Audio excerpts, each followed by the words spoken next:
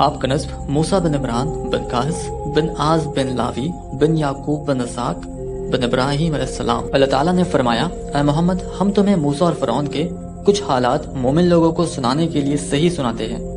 کہ فرعون نے ملک میں سر اٹھا رکھا تھا اور وہاں کے رہنے والوں کو گروہ در گروہ بنا رکھا تھا۔ ان میں سے ایک گروہ کو یہاں تک کہ کمزور کر رکھا تھا کہ ان کے بیٹوں کو ذبح کر ڈالتا تھا اور ان کی لڑکیوں کو زندہ رہنے دیتا تھا۔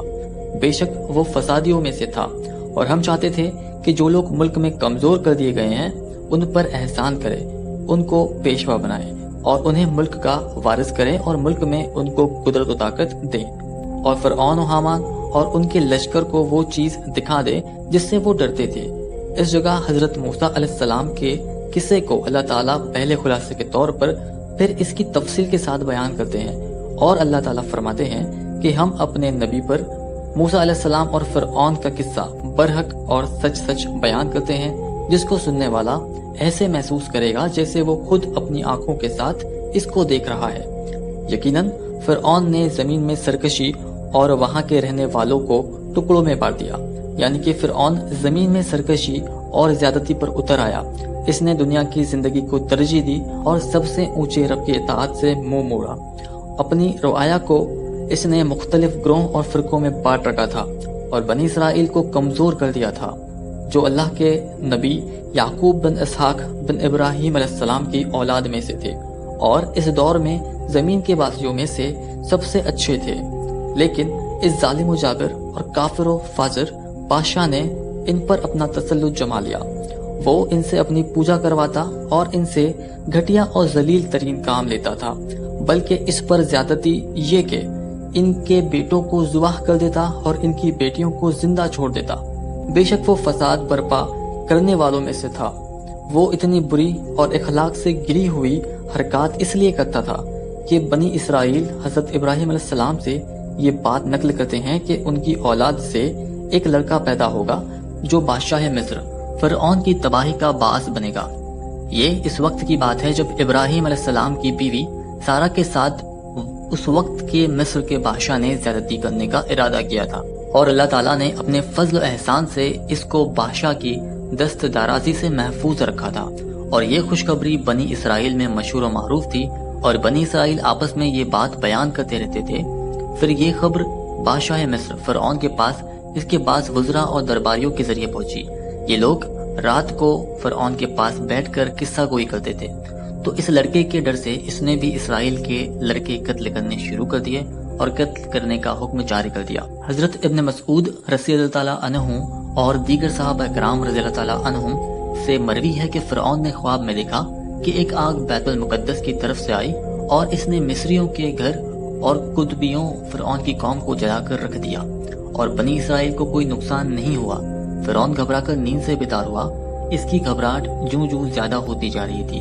اس نے کاہنوں، جادوگروں اور دیگر ماہرین کو بلایا اور اس خواب کے متعلق ان سے پوچھا، تو انہوں نے بتایا کہ یہ ایک لڑکا ہے جو بنی اسرائیل میں پیدا ہوگا اور اہل مصر کی تباہی و بربادی کا باعث بنے گا۔ بس اسی وقت اس نے بنی اسرائیل کے بچے قتل کرنے اور بچیوں کو زندہ چھوڑنے کا حکم دیا۔ فرعون نے اپنی طرف سے پورے جتن کیے کہ موسیٰ علیہ السلام وجود میں نہ آئیں، حتیٰ کہ اس نے دائیوں اور دوسرے نگران کو مقرر کر دیا کہ وہ حمل والی عورتوں کو تلاش رکھیں اور ان کے بچہ پیدا ہونے کے اوقات معلوم کرے۔ بس جو ہی وہ عورت بچہ جنم دیتی تو یہ قصاب اسے فوراً ذبح کر دیتے۔ بہت سے مفسرین نے ذکر کیا ہے کہ قبطیوں نے فرعون کے سامنے شکوہ کیا کہ لڑکیوں کو قتل کرنے کی وجہ سے بنی اسرائیل کی تعداد کم ہو جائے گی اور بڑے لوگ آہستہ آہستہ ختم ہو جائیں گے، اور وہ سارے کام خود کرنے ہوں گے جو ہم بنی اسرائیل سے کرواتے ہیں۔ اب فرعون نے ان حالات کے پیش نظر 1 سال بچوں کو مارنے اور 1 سال چھوڑنے کا حکم جاری کیا۔ تو مفسرین کہتے ہیں کہ حضرت ہارون علیہ السلام اس سال کو پیدا ہوئے جس سال میں بچوں کو چھوڑنے کا حکم تھا، اور موسیٰ علیہ السلام بچوں کے قتل والے سال میں پیدا ہوئے۔ آپ کی والدہ محترمہ بڑی پریشان ہوئی، وہ حمل کی ابتدا سے ہی اسے چھپاتی رہی اور اللہ کی قدرت سے حمل کی ظاہری علامات بھی ظاہر نہیں ہوئی۔ جب اس نے بچے کو جنم دیا تو اللہ کی طرف سے الہام ہوا کہ اس کے لیے ایک تابوت بنا اور ایک رسی کے ساتھ اسے باندھ دے، اور اس کا گھر دریائے نیل کے کنارے پر تھا۔ جب وہ کسی سے خطرہ کرتی محسوس تو اسے تابوت میں ڈال کر دریا کے سپرد کر دیتی اور اسی رسی کا ایک کونا پکڑے رکھتی، اور جب فرعون کے کارندے چلے جاتے تو اسے نکال دیتی۔ اللہ تعالیٰ ارشاد فرماتے ہیں، اور ہم نے موسیٰ کی ماں کی طرف وحی کی کہ اس کو دودھ پلاؤ، اور جب تم کو اس کے بارے میں خوف محسوس ہو تو اسے دریا میں ڈال دینا، اور نہ تو خوف کرنا اور نہ رنج کرنا،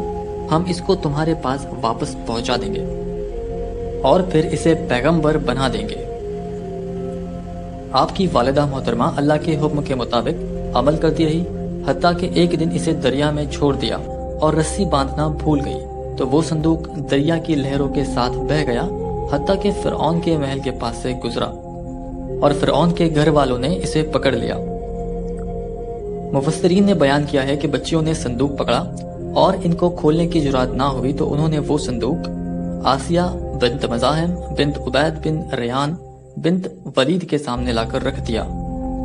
جب انہوں نے صندوق کھولا اور اوپر سے پردہ اٹھایا تو دیکھا کہ نبوت و رسالت اور جلالت کے انوار کے ساتھ چمکتا و دمکتا چہرہ والا ایک بچہ ہے۔ جب حضرت آسیہ کی نظر اس پر پڑی تو اس کی محبت حضرت آسیہ کے دل میں بیٹھ گئی۔ جب فرعون گھر آیا تو پوچھا کہ یہ کون ہے اور اس کو ذبح کرنے کا حکم دیا۔ حضرت آسیہ رضی اللہ تعالیٰ عنہا نے اسے ہدیہ کے طور پر مانگا اور اسے قتل کرنے سے روکا اور کہا کہ یہ تیری اور میری آنکھوں کی ٹھنڈک ہے۔ فرعون نے اسے کہا کہ یہ تیری آنکھوں کی ٹھنڈک تو ہو سکتا ہے، میری آنکھوں کے لیے نہیں، اور واقعی طور پر انہوں نے اپنا بیٹا بنا لیا کیونکہ ان کی اولاد نہیں تھی۔ اللہ تعالیٰ نے فرمایا اور ان کو شعور نہیں تھا، یعنی وہ جانتے نہیں تھے کہ اس بچے کے ذریعے اللہ تعالیٰ فرعون اور اس کے لشکر پر کون کون سی مصیبتیں اور سزا نازل کرنے والا ہے۔